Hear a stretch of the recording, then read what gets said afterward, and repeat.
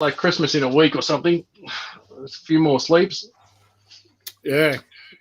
We're in that final rundown, mate. It's the high pressure last week of Christmas happening. Yeah, it's that silly season again. Time of the year, craziness at the shops, chaos all around. Yeah, try to stay away from it where possible, but unfortunately, I'm in a shop all day, so it comes to me. I can't escape it. It's not cool. Not cool. All the fun of it all. Hectic times. Well, we got a little clutch to cut tonight. We didn't get a great result on surviving eggs in this one. What's this clutch? Super Zebra. It proved out to be het albino last year. I bred it to an exanthic the year before because it's that really grey-looking one that everyone thinks is an exanthic Super Zebra. Yep. It's just a Super Zebra. It tends to get that really grey colour during season for some reason, and then goes a more greeny-brown colour for the rest of the year.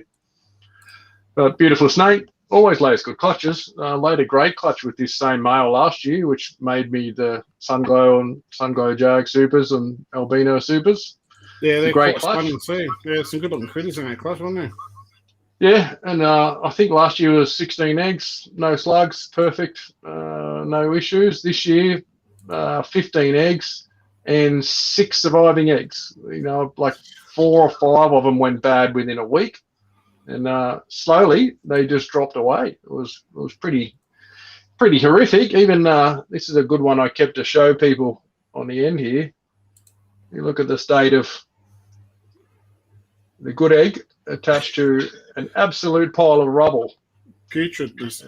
And that's what people always say, do I get it away? Do I break it off? I'm like, no, just leave it. And that's the perfect example of, good eggs. If they're a good egg, they will survive regardless of, what's around it. Unless you've got one directly on top and gone goopy and dripping out all over it, it's nothing tends to kill good eggs. So they can survive around bad eggs. And people are worried it spreads, and it's not spreading. That's just a case of it was a bad egg. They go bad from the inside out, not the outside in generally. That's the only thing. It's a common thing that people think that once it starts to go, it just spreads. But something's got to be dead inside for it to go off anyway. Yeah, exactly.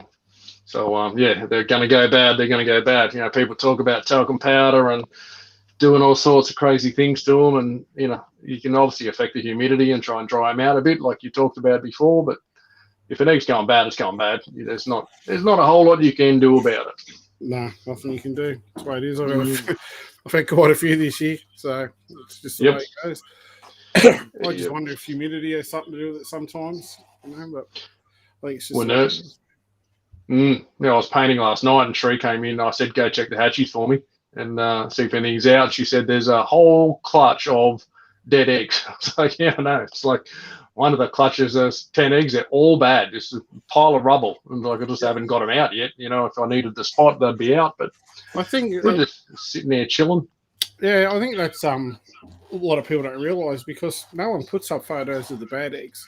No one puts up photos of the shitty clutches. Like, you only really hear people going, "Oh yeah, look at this beautiful clutch and beautiful babies coming out."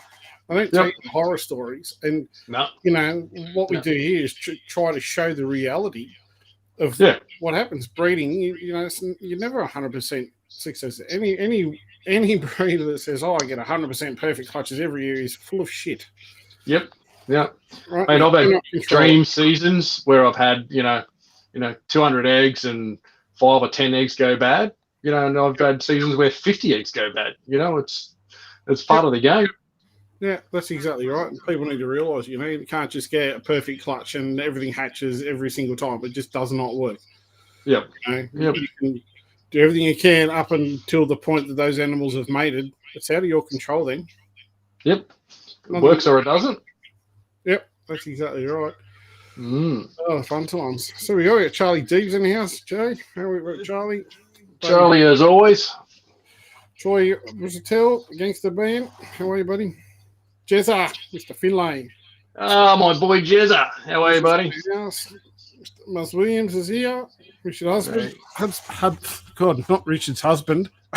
Hudspeth, sorry, mate. Sorry, mate. The Richard himself, not the husband. Yeah, Richard himself. Yeah, Lonnie McMahon. Hey, Donna Bennett is here, so you might have good results in this clutch here. Good work, Donna. I'm glad Donna showed up. She's our good luck charm. Yep, thanks for sharing. Yeah, Justin Norman, welcome along. Troy Hovenden, hey, buddy. Hope you're well. Troy's a snake man.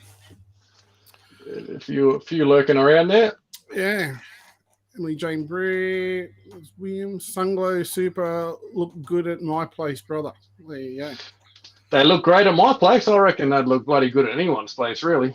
Yeah, particularly this place here. Snake. Well, one in a tub behind you would go pretty well. Yeah, yes. The quarantine room has to get set up. There's a few snakes coming. Oh, been out shopping, eh? Been shopping. Yeah. Any hints to species? Morelia? Yes. Yes. Morelia. Morelia, and Morelia. It's all Morelia? Yeah. Oh, Three different types. Oh, 3 Morelias, eh? Yeah, yeah. Who would have thought? I thought you might branch out, into something else. Yeah, well, I'm working on the ants. Yep. Yeah. I'll be coming as well, some of those. Bo McDonald, hey Bo. Anthony Daniel, see ya. Thanks, Jez. Jez just saying, love your honesty and truth about your clutches. That's it, mate. Yep. The way it is. Not try to hide it or just do the ones that look good. It's the reality that, I mean, I've had a couple of clutches that have actually been good, but just wild type. So just given Brent and myself a break off sometimes because we do it all the time. So, yep. Yes, it happens, sadly. Yep. It's out of our control most of the time. Yep. Dennis Bolt. Shakito Randall. Shakito is in the house. Hey, Liz. Hello. G'day. How are you, Kurt? Now, a few people wishing you good luck. Let's hope so, mate. We've had a bit of a streak of wild type action between us, so maybe tonight we'll see some visuals. But already I'm seeing 2 brown heads out of 6 good eggs. So hopefully there's a few white ones or yellow ones buried amongst them. I hope so. Greg Narka, how are you, mate? Long time no see. Hope you're doing well, buddy. John Cartnell. I wish the writing was a little bit bigger so I could read people's names better. Mr. Taylor. Mark Taylor, mate. Super goggles on or just the standard goggles? Yeah, just if I put the super ones on, everything's really blurry. Just for reading up close. So just out of range. Yeah, Reptile Centrals here. Cheers. Well, Robert's a bit late. It's all right, well, we'll let you off, mate. Late note accepted. Yeah, Amy Nicole, spoilers. Look at those cheeky faces. They're not holding back. No more wild types. Looks like a couple of caramel zeb jags, 2 straight off the bat. Yeah, no complaints there. Not an entirely bad caramel zebra jag head albino. Not the worst animal to come out of this clutch. No, definitely not. At least there's some nice stuff. Certainly, looks like he's just going to come on out of his leisure. He's like, I'm not going to wait. Yeah, Mine don't do that, do they? Mine want to bury their heads in the bottom of the egg, and yours just like launch straight out. Yeah, they want to get straight on display, get in the spotlight. Yeah, it's lovely. Nice light colour. Let's stick this tub over here so we can shove that one in because I think he's going to be out of the egg in about 5 minutes' time. Yeah, he's not going to be waiting around. Dennis, any bets tonight? I'm already, bro. Already owed Brent like 1,500 bottles of alcohol. I'll give you the tip too. There's no bloody Kahlua around apparently. So, be in the bottle shop. Yeah, I got to get there. You better get there fast because apparently there's some sort of Kahlua shortage around. Oh. So, word on the street. That's unfortunate if I can't get any. Oh, well. There could be substitutes. Oh, very nice. Sprouts here. Enya, welcome along. Enya, how are you? That's got a nice bit of striping, actually. Yeah, it looks very nice. Alive and well. It's nice when the head's not covered in goop and shiny. There's no reflection on it. I think those heads are dried up. It's, one was just poking his head out this morning. I think this other one's probably been out for a couple of hours. Yep. More than ready to go. So James Stapleton's asking, what's the brown things on the eggs? Are you talking about the real brown mouldy bit? These things, yeah, just dirty. Like some of these were right beside eggs that had gone bad, so you can see on the edge of that egg, it's they go a dirty brown, grey mold. Whereas you sort of look at something like that, you know, that's an egg that's been dead for pretty much 60 days, attached to a perfect egg. And we'll see a perfect snake come out of one side and nothing ever coming out of the other side. But yeah, that stuff, like anything that touches, it just destroys. It's like dirty grey powder. Mm. So Lunga McMahon's asked what you're cutting tonight, so there might be a few people that are a little bit late in. So you want to just tell everybody again what this clutch is? Super Zebra het albino to a Sunglow Zebra Jag. Paired before, had some nice animals in it. Oh, I'm liking this. I am liking this a lot. Oh, that must have my name on the egg then. Ooh, that's nice. Hello, little fella. Super albino super zebra, is it? Looks like it. Super Zebra, yep. Albino or Sunglow, don't know. Virtually impossible to know for sure at this stage, but it's fairly orange and tip of the nose very orange. Tempted to think Sunglow. If I had to bet, I'd probably be leaning that way right at this moment. But like you don't get too excited till they're out and about and get a real good look over it. Yep. But, this one's going to do the Darren Martin snake trick and bury itself to nobody to see it. I'm hiding. I would like to see its tail, if anything. See if it's kinked. See if it's nice. Tiny little hook on the end. I just caught a glimpse of it. Everyone didn't get a good look at it because it's gone wrapped in. But no, not a really bad kinked up looking thing. That's still attached to that egg sac. So I'll leave that one alone now. I've annoyed it probably more than I should have. Yeah, but you annoy him because you're more excited. So show yourself. Yeah. But yeah, that's what we're here for. We're hoping we all know the story of that albino super zebras don't live was word on the street for years after some failed attempts overseas, failed attempts here. But we sorted that one out without too much hassle. Yeah, certainly did. So it's Josh Marshall. Good to see you guys again. Thanks for probing my albino Darwin. Darren, big help. No worries, mate. Anytime. No dramas. Anthony O'Daniel, I'll swap a bottle of Kahlua for a snake. I'll nearly take you up on that. Apparently, if there's the shortage that we're talking about, then I would nearly be interested in that deal. Well, he didn't specify what snake, so I'm sure you've got a little wild type ant there somewhere. There'll be something around, something lurking that a bottle of Kahlua could own. That, to me, looks like albino super zebra. And still well in the membrane completely. Yep. That's still on camera. I'm flying blind here. Yeah. I'll try to get this thing through. He's like, I don't want to come out. I don't really want to cut that big vein. Okay, the other side of it. Trying to get around. If you lift it up, you might pop his head underneath. Yeah. There you go. Oh, we got a bubble eye, I think. Oh, he's got a little piggy tail. Not the greatest tail. And check out that left eye. Yep. Now if you can see that. Yeah, there we go. Yeah, yeah. You see that a little bit. Funny enough, I've seen it more this season, not here, but other people asking about it.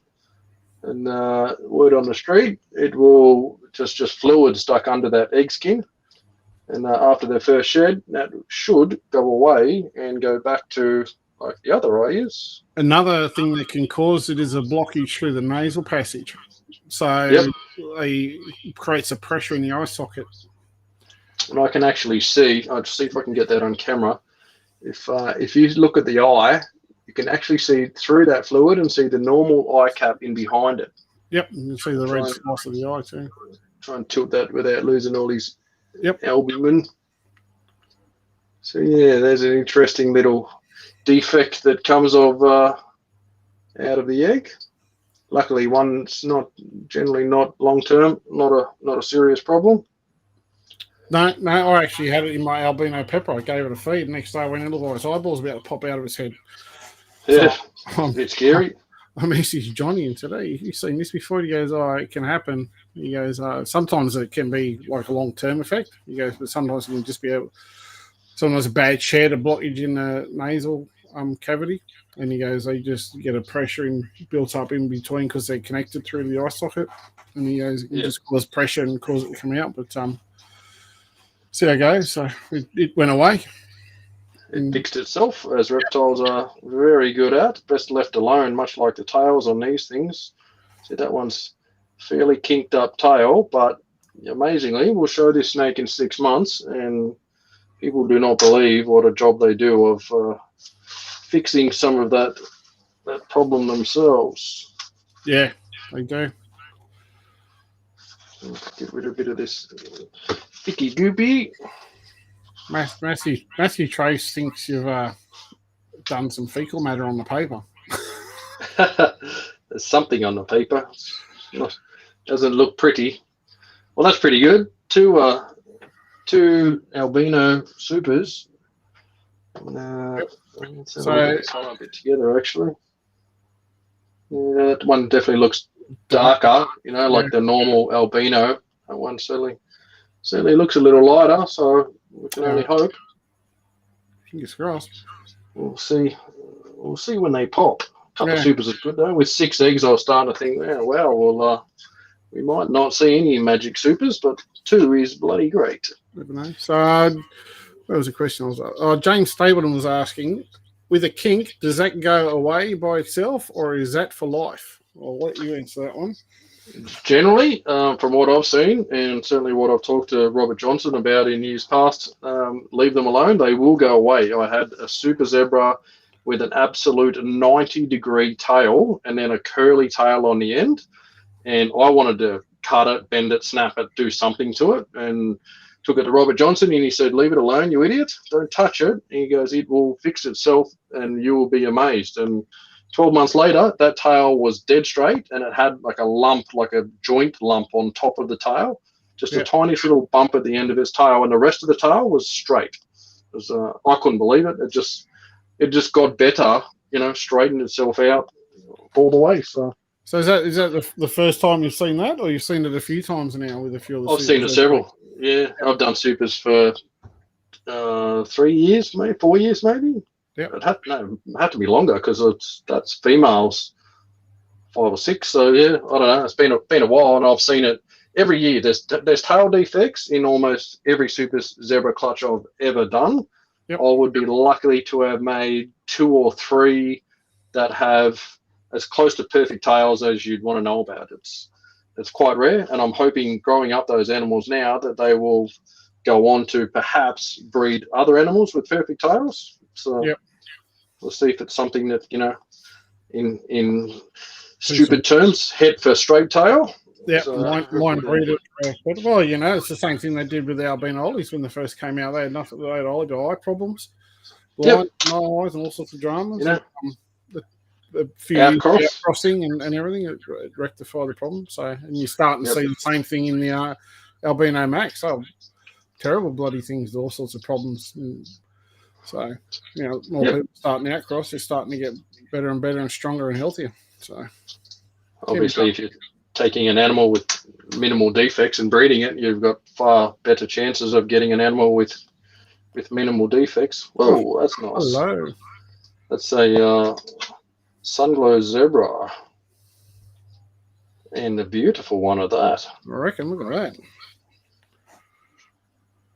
Let's get rid of some of this suck here. Yeah, beautiful pattern. I reckon. There's the head just in there. And your head will pop up here in a second. Show yourself. Show yourself. Don't want to upset him too much. They're going to be a knot there. One of my favourites, I reckon. Look at that. Beautiful head pattern.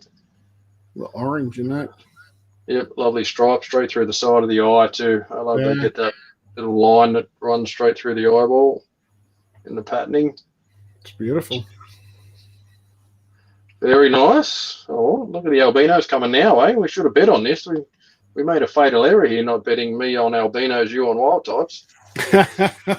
And I could have baited you right into that with 2 wild types out of 6.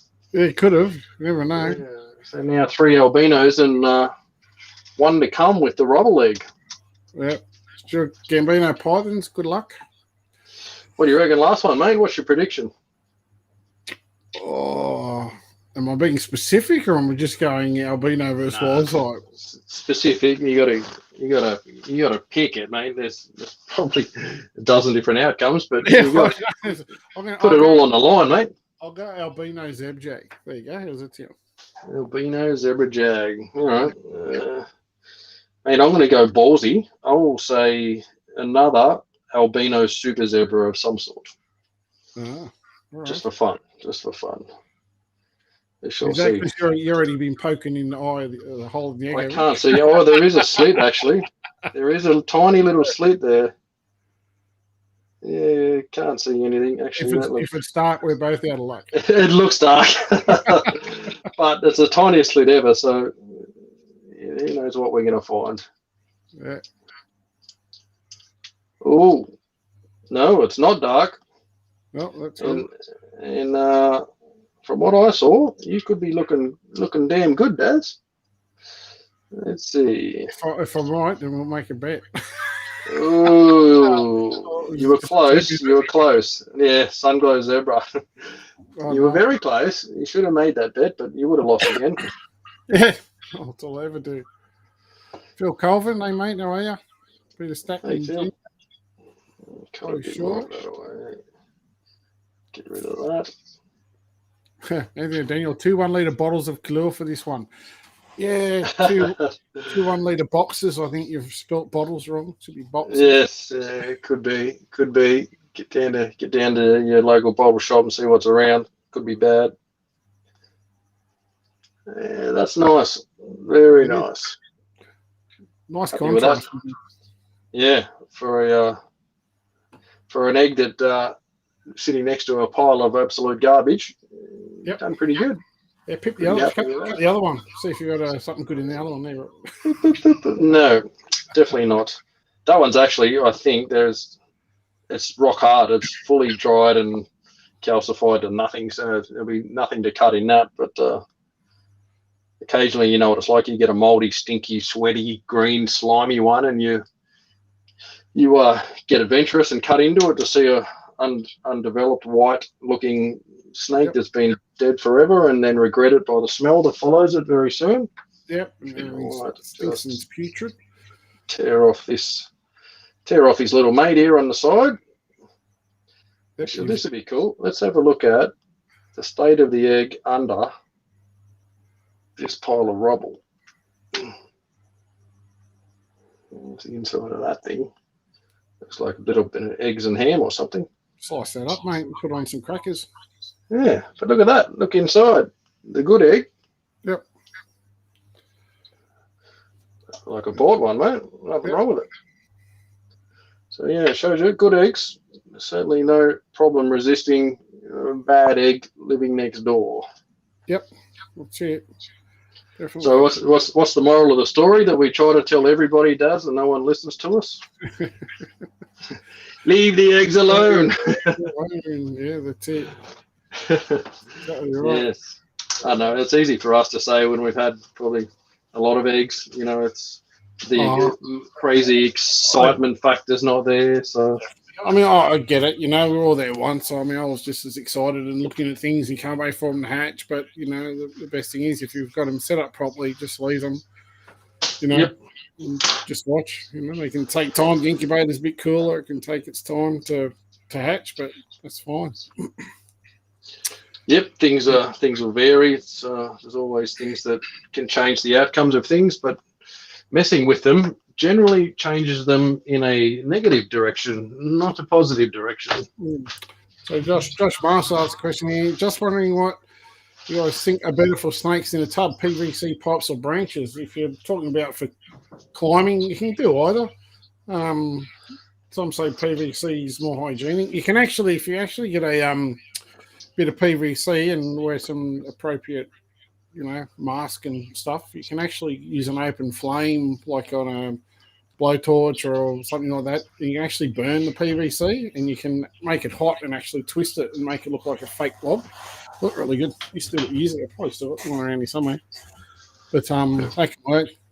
But it's neither or neither. You can do either. If you're in a plastic tub, something that's easily removed and clean, you can't be more hygienic than PVC, I guess. No, it's the best you can get, really. We got to somehow get back to a normal camera, right? Yeah. Oh, well, look, see, normally I'm steering it. Once you get a bit of practice, you'll be right. We just had that talk about who's supposed to drive and who's supposed to run the show, Yes. It's a bit hard doing it all at one end. We'll fix that after some technicality problems. We might have even got YouTube working tonight. If anyone wants to go to Brent Smith, KHP Reptiles on YouTube, there might even be something streaming for finally after some abusive words to Google. It's a good thing Google can't hear what you say to it after you Google things and the results and the answers. It says, have you tried this? Like, of course I've tried that. Unlike Siri. Yeah. Siri says, I don't understand those words. Yeah, there's no need to be rude. Yeah, that's right. I think you know exactly what I mean, Siri. Yeah, stop stuffing me around, Siri. I'm Donna Bennett. Woohoo! I was lucky charmed tonight. Why for Brent? Is this some sort of discrimination thing going on here, Donna? I'm not sure. Team KHP, that's what that is, mate. Thanks, Donna. Appreciate it. Telling you would. Evening, guys. A bit late joining. That's all right. No worries.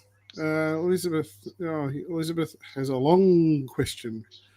How do you go about managing breeding projects? For example, do you just choose projects you like the look of, or do you also factor in what is popular at the moment? Do you want to go first, or want me to go first? I'll go quick. I only breed stuff I want. So you can as soon as you're steering, you can actually click on the question and pop up on your screen. Oh, Jesus. See, this is a lot of pressure now, eh? Hey. Yeah, I'm sorry. So for those now I'm going to have to find questions and everything. It's a bit of a long question. Okay, show. There we go. Hey, technology. He's on a roll. So I only breed what I want, and that's always pretty much the way it's been. I've never bred anything for the sake of breeding it. I've never bred anything particularly just to sell. It's always been refining a line, trying some particular trait in a line to make it better. And generally, I've got enough new stuff mixing and making that I don't need to repeat pairing too much. So people like Darren always crying, I've had no albino Bredley for him. That's because I made them. I grew up the adults. I didn't breed them again for the next 2 or 3 years. Waited, bred the adults, or attempted to anyway. And that's been away with a lot of the projects I've done. I haven't repeat paired anything. So people said, I want those freaky zebs. Talking to a guy today, don't have them, bred them once, got my holdbacks. They're nearly adults. They'll be adults next year, and I'll breed them again. But I've not just repeat pairing that over and over and over for the sake of making the same thing. So I think you're probably pretty much on the same page with all your projects, Daz. Yeah, the other side, just going onto the side of what is popular at the moment. What's popular now doesn't mean it's going to be popular by the time your projects get around to coming to fruition. Yeah. So, meaning that you might be looking at, say, a multi-gene, say for a ghost pepper or a Sunglow Zeb Jag, like with Sunglow Super Zeb, like what Brent's got here tonight. By the time you get the genes and breed them, or put your pairs together to create the hets and grow them up and breed it, there might be something else out. So doing it for what's popular is not what I recommend. You do what you like, do what you enjoy. Look around what other people are breeding, but work the lines what you want. If you like ghost pepper, buy the genes to go do it. If you like a Sunglow super zebra jag, then buy the genes for that, or buy the animals if you can afford it. But you know, there's a lot more involved in projects rather than just pair this and pair that together. A lot of the stuff I've worked on and Brent does, you know, that'll be something I've been planning over a 10-year project. So I'll look at what the end product is. I'll think about how I'm going to get there, and then I'll work back and go, well, where do I need to start? And one of those projects, as Brent mentioned, was the albino bredli. I kind of put it aside because I had many, many other projects to working on. Didn't make a mistake with the xanthic ones, but I like to bring it up. I know how much of a favourite it is of yours. It's my favourite topic. But yeah. So look, you know, if you want to produce, I don't know, a striped Murray-Darling carver python, then you know, find a couple of striped ones and start line breeding and working the project. So you just got to find what you enjoy and work it for yourself. And you know, there's nothing. I mean, like I've been saying it for years. For example, with the albino Darwins, no one line breeds them at all anywhere. The only people I know that are doing any work with them is myself with the pinstripe line I got, and Alex Leith with some of the striped ones he's got on. But other than that, people just breed albino Darwin, and there is so much polygenic variation just in albino Darwins alone. If you have a look around. But everybody's crossed them into every other gene. So, you know, you could make high white ones, high yellow ones, banded ones, striped ones. There's so many variations just within the one gene, the one animal. Yep. So I know Dave Raptor years ago was working on striped stuff and a fair way into it, a couple of generations. But I think that's what people, you know, give up on. You know, after the second generation and 6 years in, they're like, oh, man, this is just too hard. It's going to take forever. And you know, leave the project alone and it dies right there and then. But some of these polygenic things can take 10, 15, 20 years to refine. It's a long road for many things. That's exactly right. But that's where, you know, it's, you know, you look at the fluoro zebjag line I've been working on. That project's been going for probably best part of 7 or 8 years now. And still got plenty to go, but that's the time and effort you need to put in there. You know, you have to be able to afford to hold back the best of the best. You know, people get their shits with you. Don't you worry. You told me I was going to get this. I'm like, mate, nothing leaves here, you know, until I've had my pick.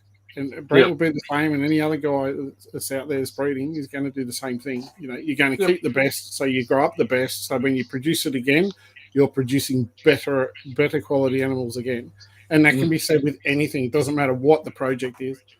You know, if you breed something, hold a few back, you can work on lines. Or the other option is you can look at selling some of those animals to buy in better lines to advance yourself that way. It's another option of doing it. Yep. Very cool question. Lots of ways to do it. Yeah. Not a simple one. No. What do you geez, well, is that meant to be substrate, you think? What do you think the best substitute is? Like, I instantly thought what the best substitute for Kahlua is going to be. That's where my brain went to, but Tia Maria? I don't know. Best substitute, maybe. I don't know. So if you're talking substrate, I think paper's the best, but otherwise Chipsy, very good. Use critter crumble a bit, very dry, I find, but most of yours will be on paper when they does. Yeah, everything's on paper. I'm going to change a few things around, a couple of substrates, just to, you know, obviously with baby seasoning in the mix, it'll just take a bit of pressure off some of the adults to keep the maintenance down a little bit for those guys and spot clean and do all that sort of stuff. But I'm a fan. You know, just ordinary newspaper, if you can get it, you know, is as hygienic and as fine as anything else. There's nothing wrong with it. If you're happy to spend some money, then no, there's nothing wrong with the butcher's paper either. It's if you're cleaning regularly, you can keep everything fairly perfect with paper. You know, if you want to leave things for a month or 6 weeks, you don't get away with paper. So you might need to look at something you can spot clean and then do full clean out every few months. So paper's not for long term, put it that way. Yeah, so substrates you can spot clean quite easy. So Mr. Loveridge.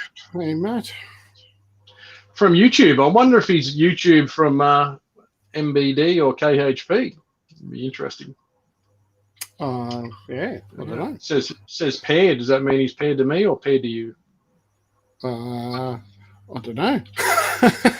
You're asking a non-technological person that question. I have no idea. Yeah.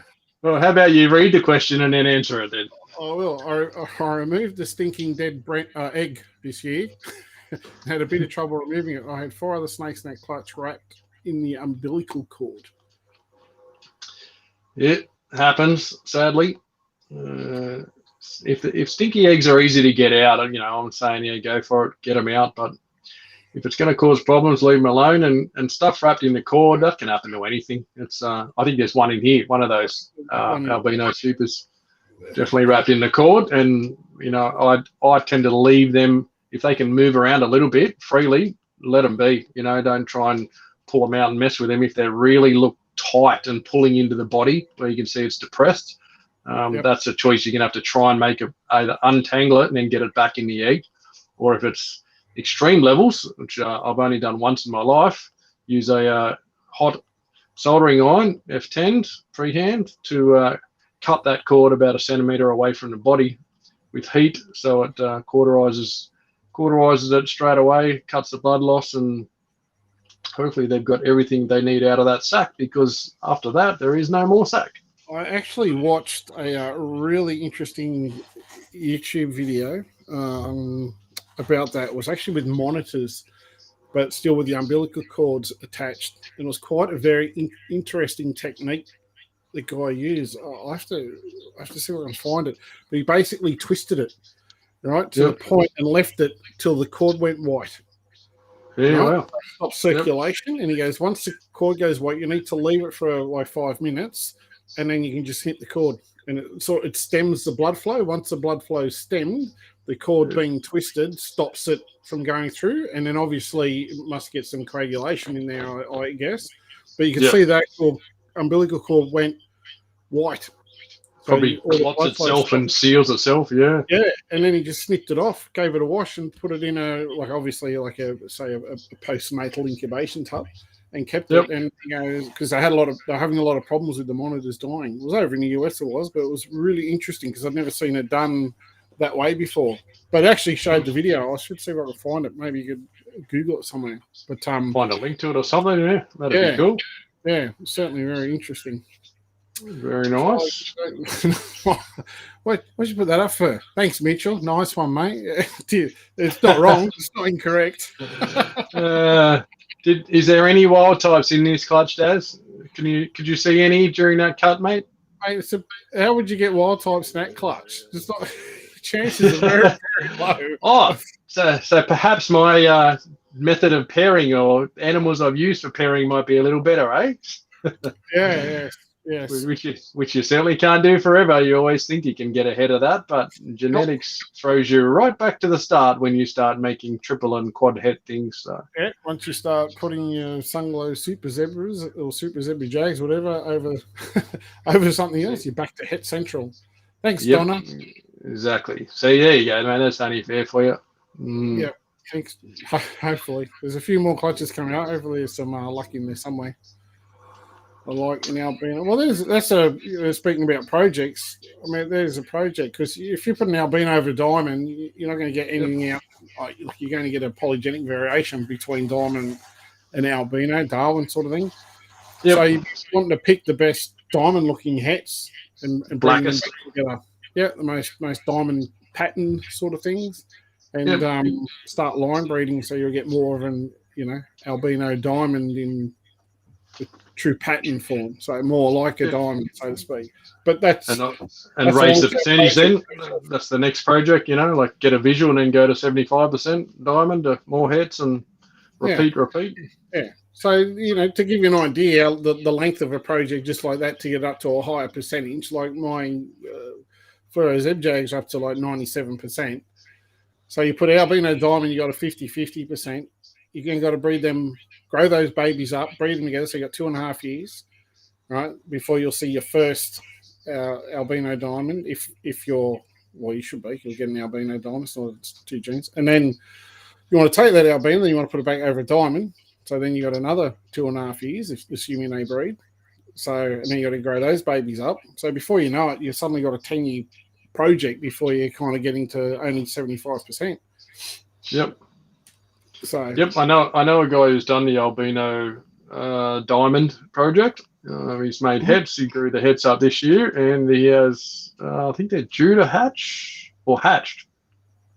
I think they've hatched, and he has got quite a good ratio of albinos. From memory, I'm pretty sure they hatched. I'll have to check with him, but nice. Yeah, it'd be very, very nice. Yep. So for is it where do you draw the line when it comes to breeding projects and mixing of different types, creating new morphs? Well, it depends what you mean by different types. You want to go with that one, Brent? Or you want me to carry on babbling? Is there a line? Did someone draw a line somewhere? I don't know where the line is. I know people get upset about jag stuff and jag to jag pairings, and people get funny about GTPs and carpet stuff, and there's obviously other species that will work together. We've seen albino waters from beautiful Mardi Bahagia. Wow. So Bahagia. There's I don't know if there is a line. I think it comes down to if you're going to breed something, you are fully responsible for it. So you're going to cop some backlash. You're going to have to be able to handle that, and you're going to have to be responsible for the hatchie. So if you make some jag pondros and they're all putrid, dirty-looking, heavy pattern black things that nobody wants, you've got yourself 10 holdbacks that you then are responsible for, and you have to live with whatever you do with them or sell them, or where they go. You've got to be honest to tell people, yes, this is not just a funky looking zebra that looks weird and perches a lot. It's a carpondro that's ugly. Yep, that's exactly right. And you need to be honest about it. That's where you see half the stuff that goes around now, pure this, pure that. You're looking at it, there's no way in hell that's pure. But you can't argue with someone these days. They get a little bit upset when you tell them it's not what they think it is. Yeah, but yeah, so that's where honesty comes in. If you're going to do it, mate, be prepared, because they just look at the jags alone. They got a bandwagon of haters. As soon as you start doing, like carpondros, jag pondros, or things with roughies or any of that sort of stuff, there's plenty more of that come from. So, I think whatever you do in your place, that's your business, as long as you're honest about what you're selling out the door. Absolutely. The key part of keeping the industry right, the hobby right, is telling people exactly what they've got. Yep. If you're prepared to do it, be prepared to take the flack that comes with it. Yep. That's a good question for you, mate, because I've only ever bred snakes, I think. Yep. So gardens, kinks.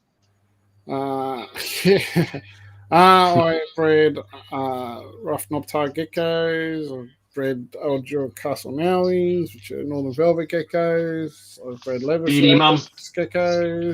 I've bred central beardies, eastern beardies, water dragons, central netted dragons. Mountain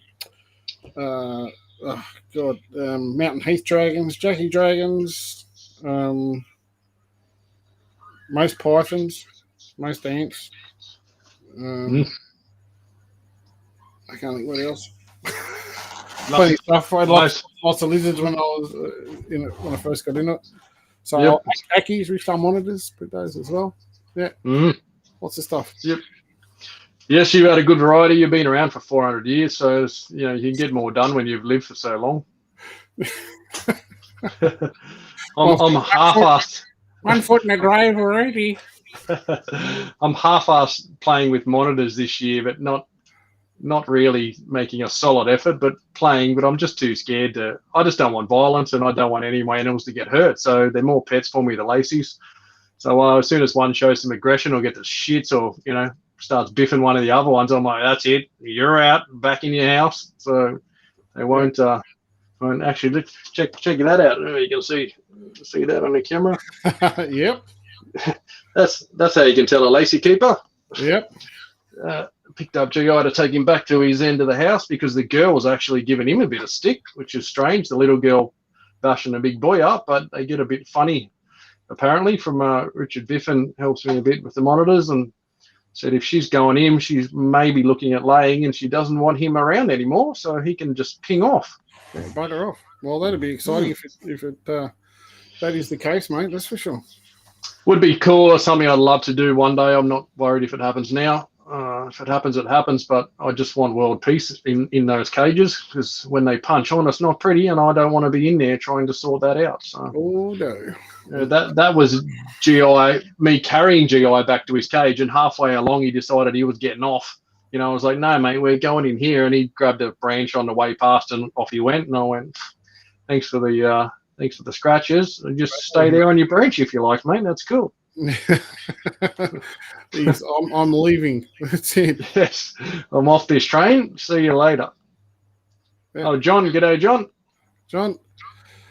Hey, guys. What's the perfect tub size for racking systems? Well, that's 100% subjective to what you're putting in it. Yeah, if you're talking carpet pythons or Antaresia, two different things. So, yeah. Hey, hatchies, I normally have around a 5 litre sort of tub. And then up from there. I'll grab one. But if you're talking carpets, like the Vision, that's what they call a V18 tub. Great for you. I mean, you can keep carpets in that for 6 to 9 months. But in the same racking system, they have that a V15 tub, which is the same. Like they'll go 3 wide across one bay, where 2 of the V18s go.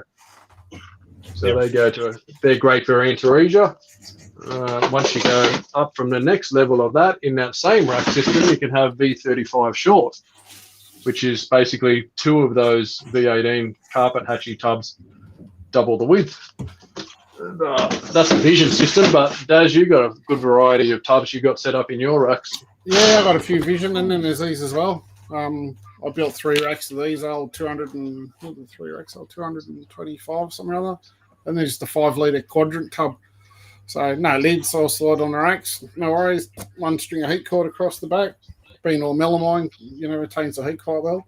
The only smooth bottom. I use Vision as well. The only thing I've found with some of the Vision, if you happen to hatch a clutch of tiny ants, they can poke their heads up in the vent holes.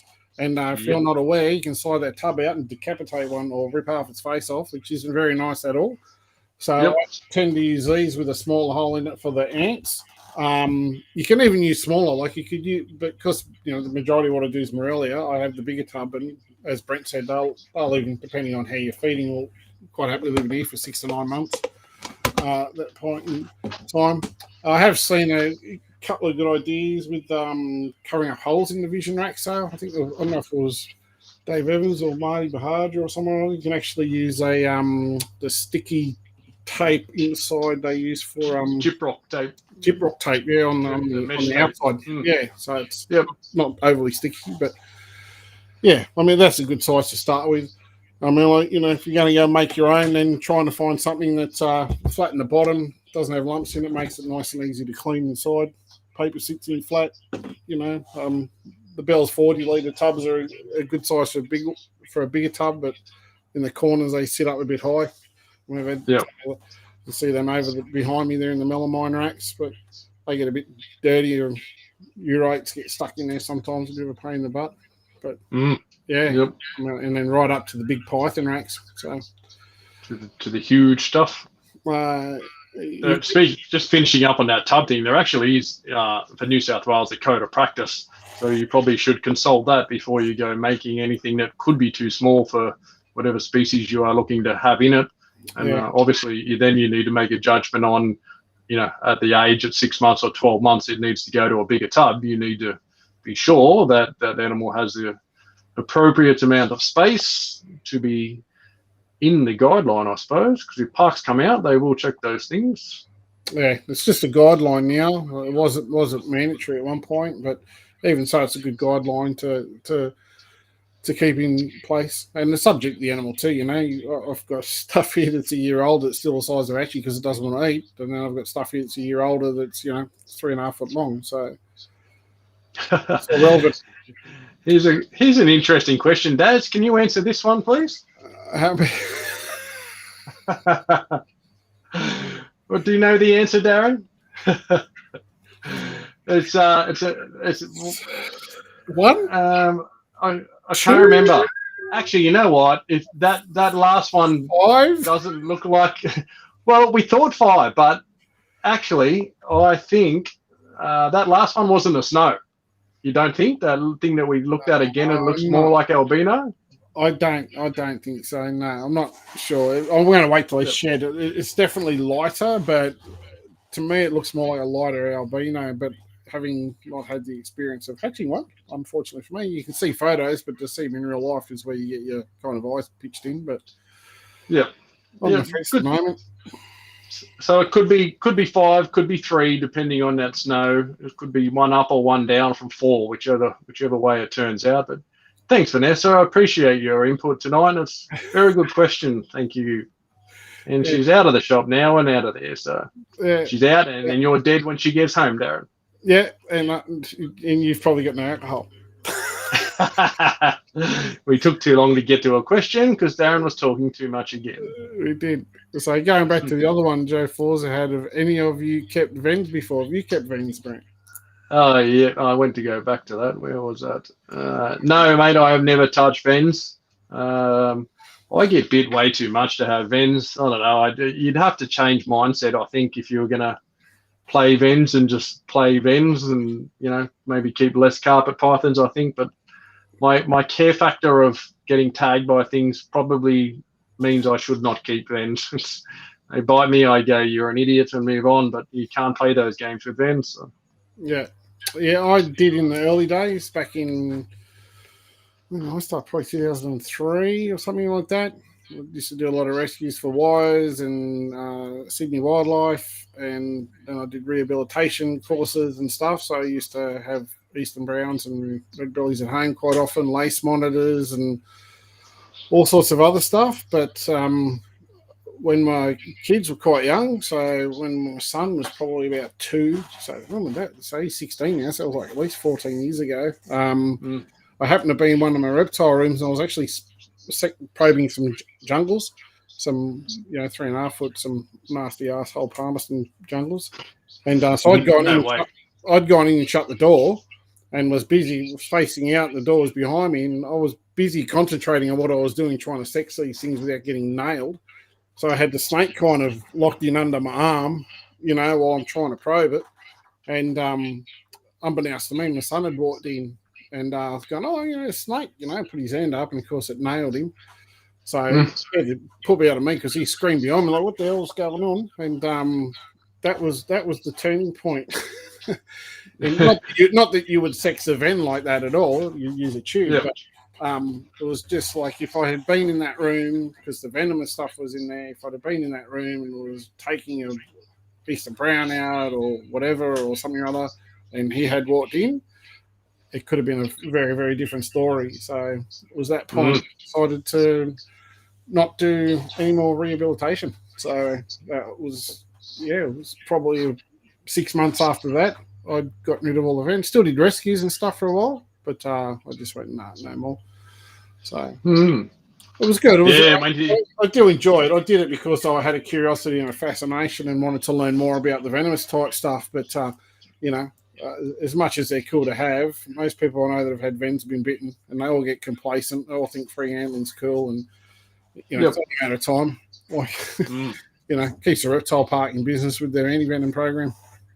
Yep, absolutely. It's what pushed my vet, Robert Johnson, I think, finally pull up stumps where he was pretty happily doing some, 2 or 3 day a week work for many years, and then got tagged by a brown in the vet trying to do some work and knocked him around a little bit. And he retired shortly after that. I think Jane got hold of him and said, his wife, you're done. Get out of there. So, look, Darren, can you imagine what sort of laugh that was from Ness? That was a ha ha ha, you're dead, Daz. Yeah, no, it was a ha ha ha, you got jack shit, Brent.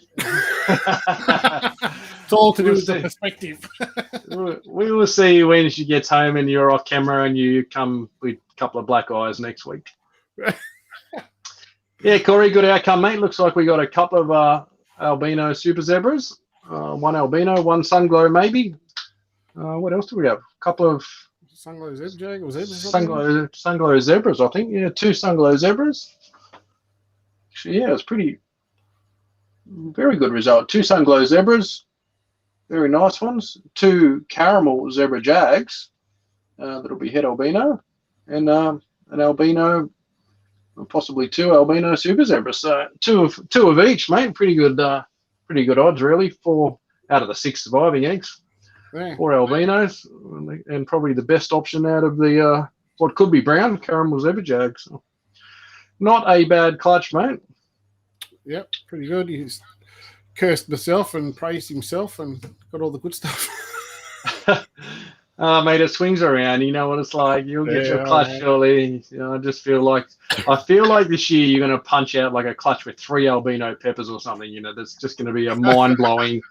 Silence the odds gods and shut everyone up with their wild type talk. Well, the build up's killing me. Yes, it's coming. It's coming. Odds have been absolutely crap so far. Stick with us. We'll get some good stuff out. Yeah, we will. We'll get there. That might be it for a question time, I think, mate. We might get a show in under an hour.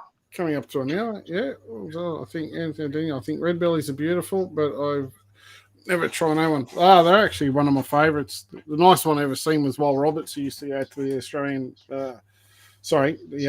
Horse Rehab Society, and he had an albino one before he got stolen by scumbags, and it was absolutely the most beautiful snake I've ever seen. For animals, little brown nose and white and a beautiful red belly on it. He brought it out there a couple of times, and most placid thing you've ever seen. God, it was stunning. You've seen the photos, did the rounds for years and years and years. It was 2. Yeah. Both stolen, I think. Yep. Over time. It's a very, very unfortunate part of the hobby sometimes. Yep. Not so cool. No, definitely not. But yeah, certainly I do quite nice red bellies. Eastern brown, not so much. I do love it. They keep you on your toes and they keep your adrenaline going, that's for sure. You finish, your hands are shaking and the sweat's pouring out. You think, that was fun, was it? Yep. I mean, remember, you do need an R3 minimum to get, a red belly. So you want to have an R2 advanced Python license for a couple of years after you've had your R1 for a couple of years, and then you can do the handling course and move on to R3s and onward and upward. So. Yep. I was lucky I skipped all that because I used to do it through rescues.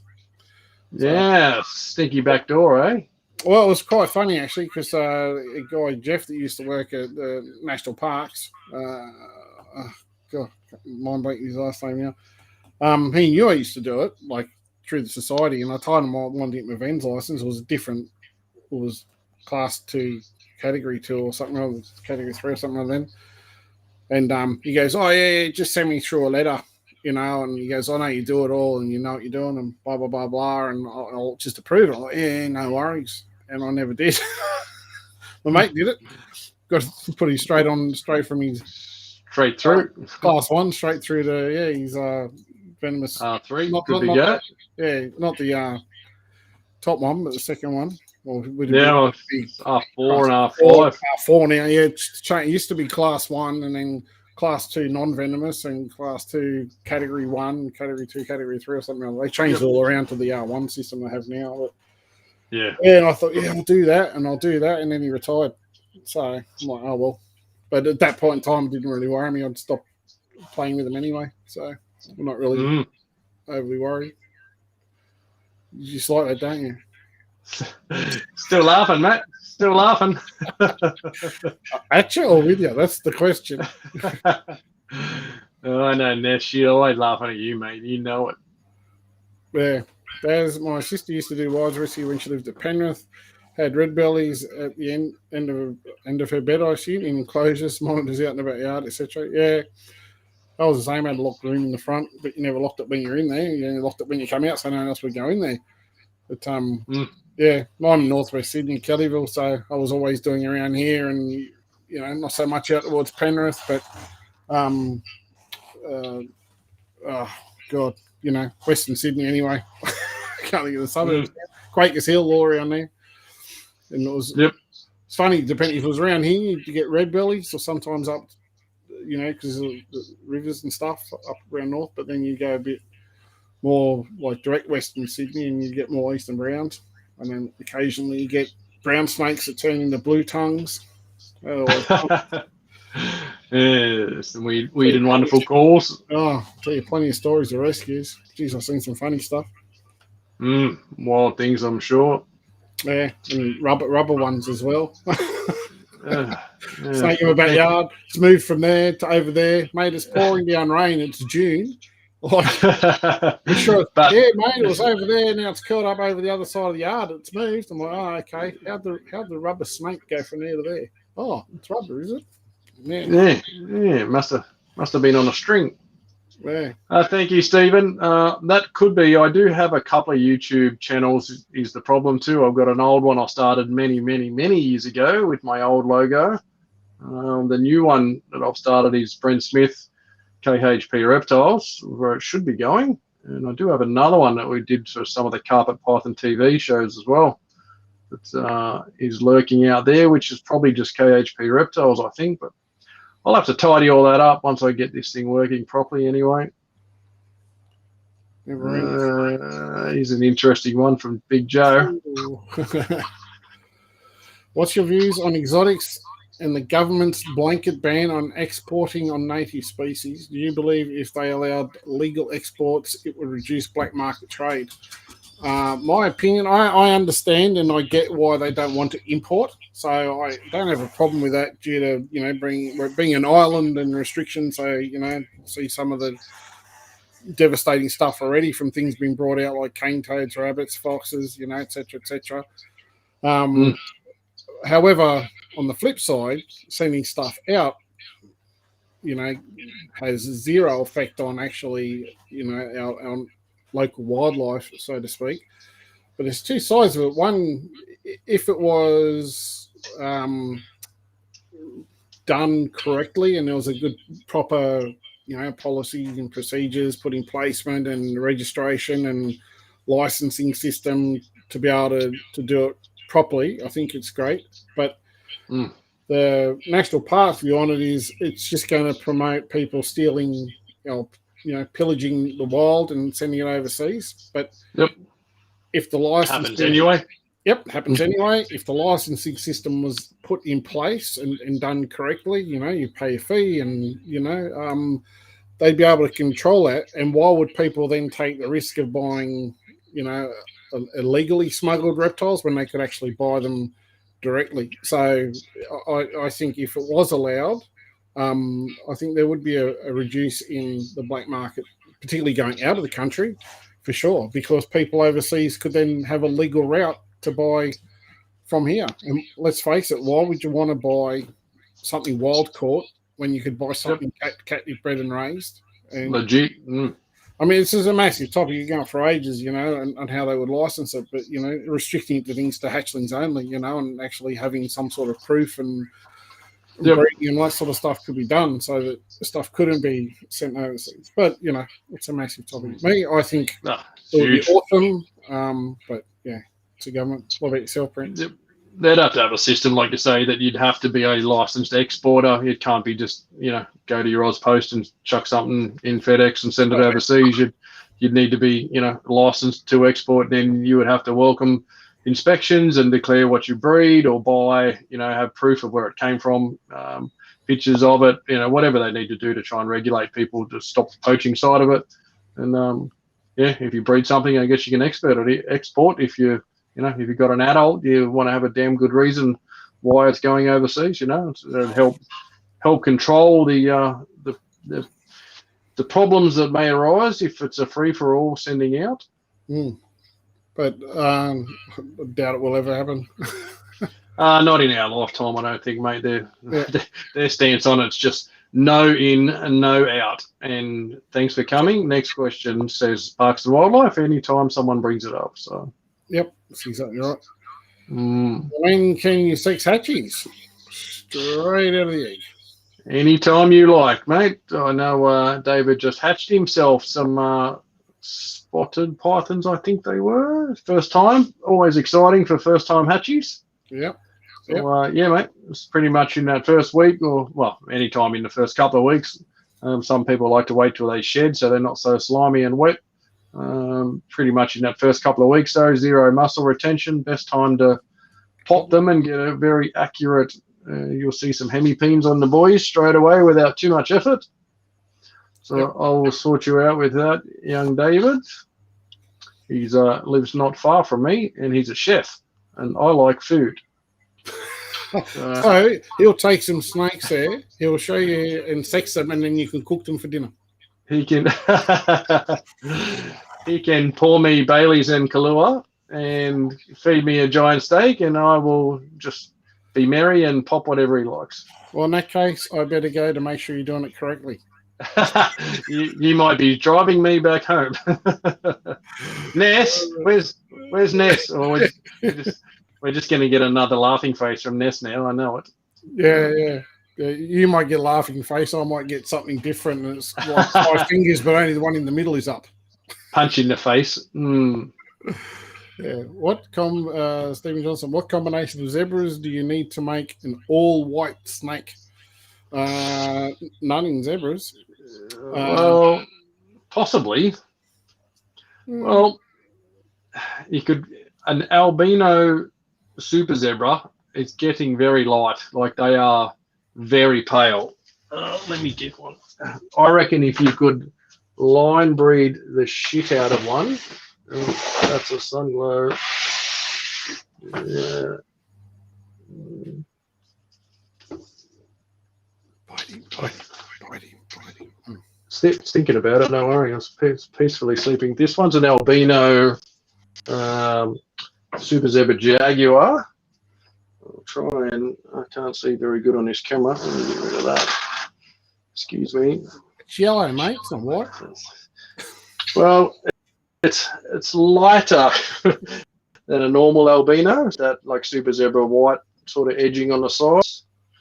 I reckon you could line breed them to get not white, but lighter than a normal looking albino over time. Yep. This is not fun with cords here, I know that. They always know where the cords are, and they know how to wrap them stupid endlessly. Wrap. But that's one from last year. I think this is from that same pairing from last year. Mate, get off that cord now. Definitely Jaguar makes some very Jaguar movements. Yeah, I think you know, to actually get it white. If you're talking about a combination of what would you need with a zebra to get a white snake, I mean, you had like what Brent had there, and then through the xanthic gene in, you probably strip the colour out to make it almost patternless white. I mean, the next best thing's a moonglow. Yeah, exactly. Moonglow zebra would be nice. You'd have obviously the beautiful white with or a super zebra snow. How about that one, mate, from last year? Yeah, that's the right one.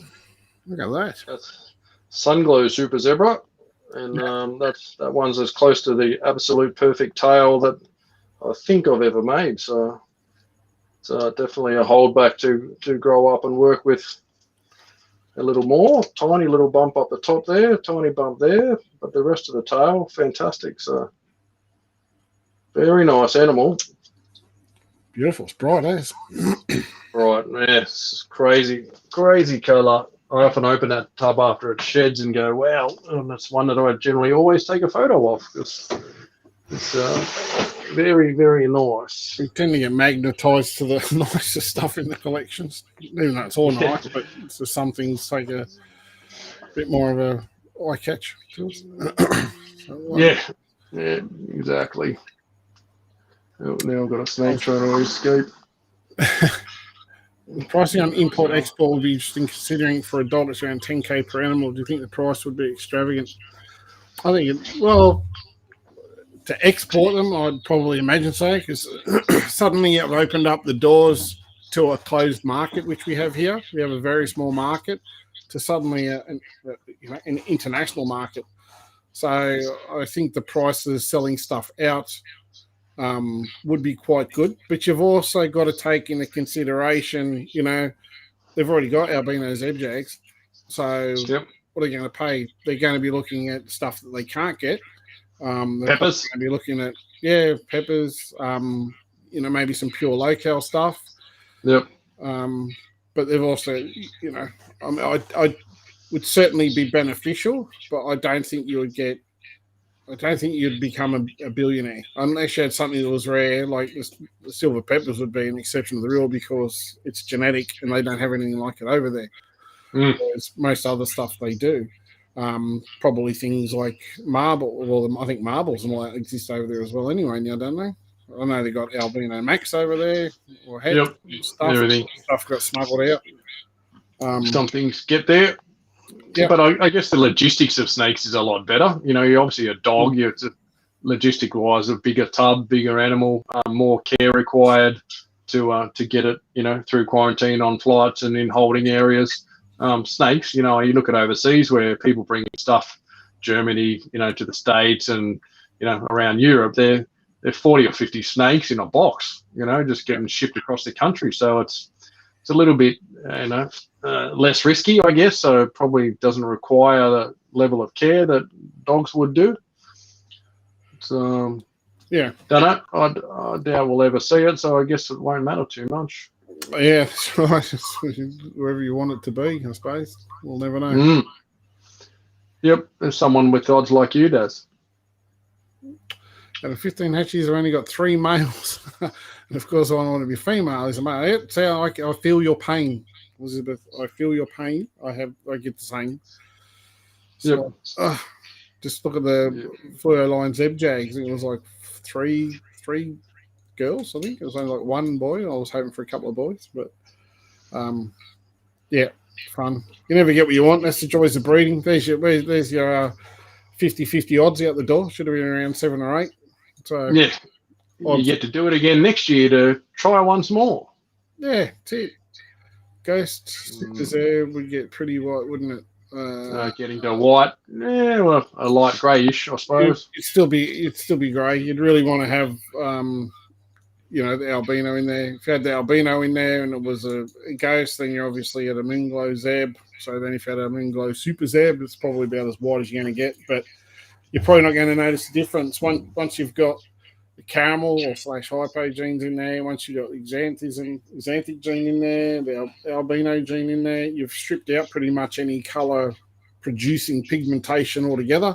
So pretty much whatever else you throw in there is not really going to make any difference. You might see a slight bit of patterning, but you know what you see once you've got a Moonglow is what you get. You're not going to get anything different. It's just going to be a white snake.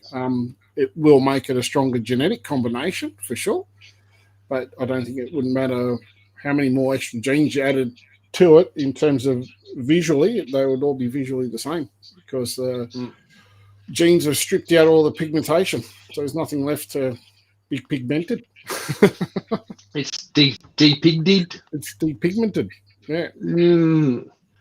We did talk about this a little bit earlier, Greg. If you want rewind a little bit, we did a little talk about kinking in supers just beforehand. No, Liz, sorry, I do not have any chimeras. The one we hatched this year never got out of the egg, and the one from last year went 8 months and passed away, sadly. Never looked like it was going to be a strong animal, sadly. No chimera here to show.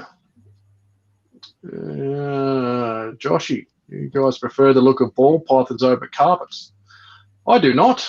I don't particularly love the look of that stumpy body ball pythony balls of things. Don't know, the head shape to me also, I don't know, I'm too fond of carpets. I think a very different head shape on the ball pythons. Yep. So something people have talked about for years, that, you know, you can cross a ball python with a carpet and you could make, for example, pieds into, you know, mixed species things of carpets and ball pythons. But I reckon you would always pick the mixed blood stuff for generations. I think you'd breed it forever, making visuals and back to carpets to increase the carpet percentage, and forever you would have something that would look like a ball python. That's even if they were fertile. If it's happened, I believe overseas they've done it. I'm sure someone's done ball to carpet. Yeah, there's ball carpets and there's heaps of stuff. Yep. Sometimes it's not fertile. Sometimes they don't reproduce. Like there's, you know. It's far from perfect. As not the same thing. So I like the look in terms of. I wish I could get some of their paint jobs. Yep. I'd happily have some of their paint jobs on our car. I'd keep the carpets and then just give them a new paint job. That'd be awesome. Yep. Yeah, excellent. Mr. Sharpie in the house. Hello, Jared. That's great. Yep, that's right. Yes, spot on. Happy to get babies. Yes, always good to get babies, mate. On a note, there's my albino has no tail kink. If it's just an albino zeb, I don't see much problem with those. My het male is a tiny kink. Yeah, it can happen, mate. I mean, a tail kink can happen in any snake, really. It's not just a zebra problem. It's certainly much more common in zebras. I've seen just normal zebras with tail issues. There's something with the zebra gene. It's certainly prone to some defects. Whatever is mixed into that or mixed into the lines we work with, a lot of things I see that come out really bad or deformed or problematic with zebra gene in them. That's one that's not perfect in many areas. Yep, that's the way they are. Yep. I've had heaps of stuff hatched that's not, I mean, like, it's no different to anything giving birth. There can be complications during that development, whether it be, a whale or human, doesn't matter. It can always be some sort of birthing or defect during development stages that can cause it. So, we've seen them with hearts on the outside and two heads and, Yep. massive spinal kink, some tied in knots. So it's just, that's nature. Yep, I've had one with its brain fully exposed, a Bradley with its, brain open fully, it's out of the egg and was alive and trying to move around, the poor thing. So sadly, you have to deal with those things as a breeder. Very sad, but it happens. And that was pure Bradley too. People often talk about mutations and blah, blah, blah.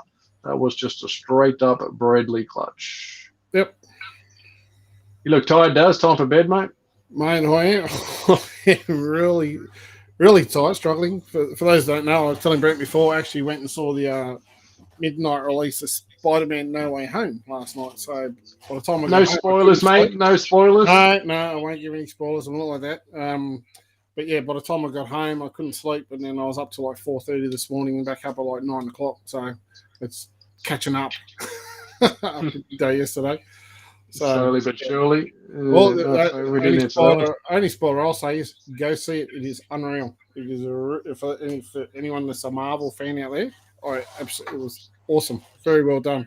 Great movie. Loved it. Yep. Loved it. Full black carpets. Well, there's been some over the years. None have successfully kicked on. A few people working on things out there. But trying to have made some things in Murray Darlings, very dark, trying to make them again. I know Jared Sharp was working on a Black Prince line, also with very poor results, sadly. I'd love someone to get something going on it. A pure black snake, just be fantastic. Gazza, where have you been, mate? Did you come in late or something? Just rock up at the end of the video and ask for questions? There's always one. Always one who wants to show up late. But if you have to have one, there's one for you there. I know you can't have it. But thanks for asking. That's it. You can have a look at it.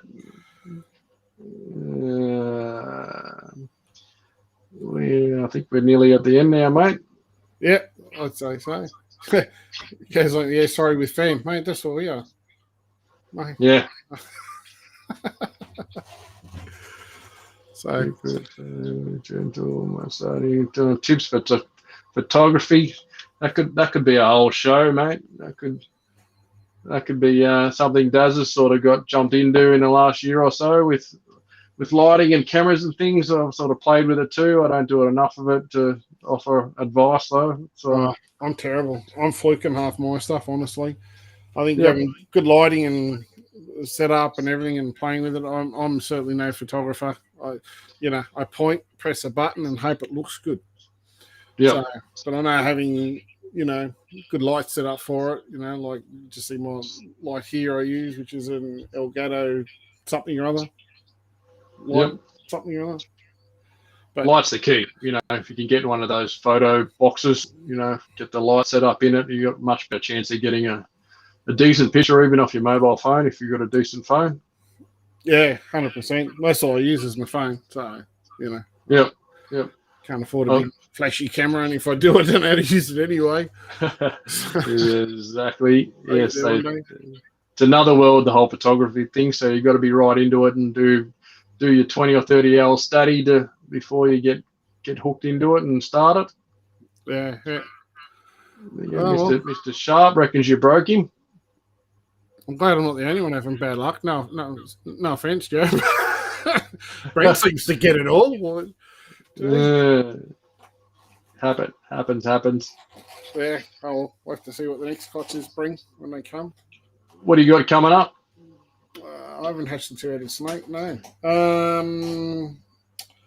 Well, there's the second fur-line jag clutches due. That's like 60 days now or something like that. About 60 days. Where's that? Then we should have jag. I'm got a Pepper Albino clutch. Head Xanthic bred-like clutch. Head Albino bred-like clutch. Yeah. Oh, wow, look at this. Yeah. Shouldn't be, they're a later day apart. So Pepper Albino double het one, I reckon that's the one. We'll see some magic there. I've got a feeling. I hope so. I might even bet on. Feel some magic. How many eggs? How many eggs in that? I don't know how many are left, but 16 when she laid. So how do you lay all your eggs? You lay in perfect numbers, mate. You're 1 in 16 chance. Oh, just give me 16 eggs, please. Yeah, unfortunately, the odd gods don't care. All your planning means nothing. Here's your 16 eggs and here's your 12 wild types. Have fun. Work your odds out for yourself. Absolutely. So that, and then so then there's and then not long after that we got the first of the head Xanthic bred lies. So yep. Yeah, beautiful. Couple of ant clutches here and there and stuff, but we'll see how it goes. So hopefully there's some more interesting stuff to cut. Be nice when actually start to get visual overheads or something. That'll make it more interesting. But yeah, absolutely. What are you? I got some head granite stuff coming up. Double head granite. That's out. Don't know what that is. Don't even know if that's my snake. 89/17. Something I bred in 2017 coming up. Zebra Jag, head albino, children's double het clutch coming the end of the month. Double het children's, as in double het what? Like Marble T Plus? Yep. Okay. Yep, Marble T Plus. Moongo clutch, Granite Jaguar clutch. Still a few cool ones to come. Probably.